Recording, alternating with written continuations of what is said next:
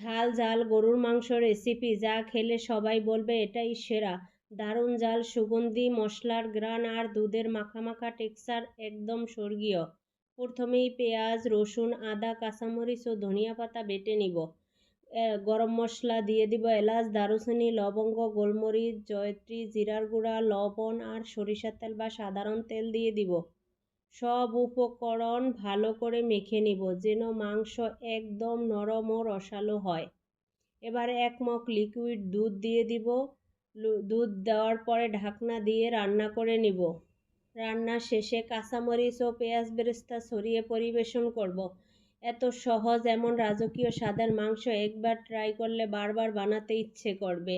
মেহমান আসলে স্পেশাল কিছু করতে চাইলে এই রেসিপি হবে একদম পারফেক্ট।